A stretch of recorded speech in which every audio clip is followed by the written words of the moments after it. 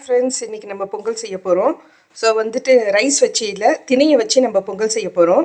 So இது வந்து carrot எப்படி உடம்புக்கும் நல்லது, கண்ணுக்கு நல்லதோ அதே மாதிரி திணை கூட வந்து கண்ணுக்கு அவ்வளோ நல்லது.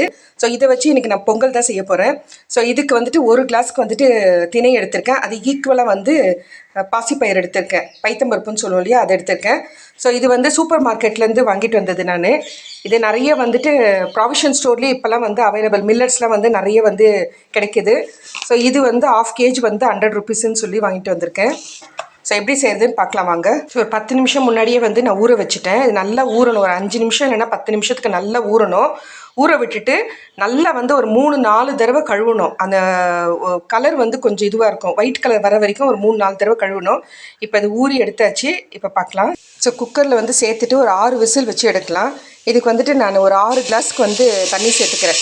நம்ம 1 கிளாஸ் வந்து திணை சேர்த்தோம் இல்லையா, ஸோ அதுக்கு வந்துட்டு 6 கிளாஸ்க்கு தண்ணி ஊற்றணும். இதுக்கு தேவையான அளவு உப்பு சேர்த்துடலாம். ஸோ 6 கிளாஸ்க்கு தண்ணி ஊற்றியாச்சு. குக்கர் லிட்டு போட்டு மூடி ஒரு 6 விசில் வரட்டும், வெயிட் பண்ணலாம். இதுக்கு வந்து ஒரு தாளிப்பு கொடுத்துடலாம். இந்த நெய் சேர்த்துக்கலாம். 1 ஸ்பூனுக்கு மிளகு எடுத்திங்கன்னா 2 ஸ்பூனுக்கு வந்து சீரகம் சேர்க்கணும். ஒரு சிட்டிகை வந்துட்டு பெருங்காயம், கருவேப்பிலை, கொஞ்சம் முந்திரி பருப்பு, இது ஆப்ஷன் தான்.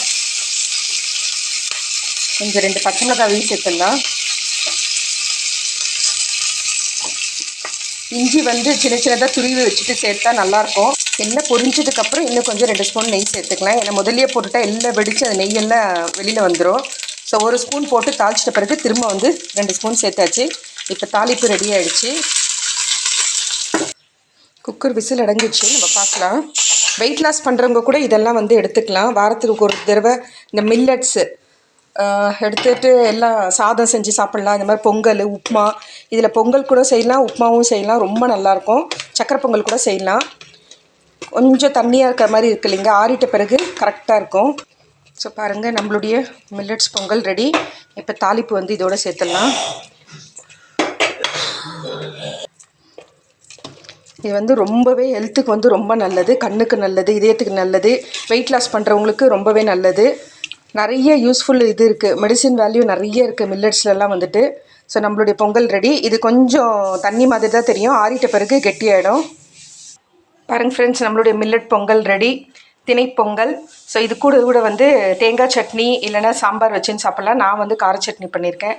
ஸோ இதே மாதிரி செஞ்சு பாருங்கள். செஞ்சு பார்த்துட்டு எப்படி இருந்ததுன்னு சொல்லிட்டு கமெண்ட் பண்ணுங்கள். Thank you friends, take care, bye bye.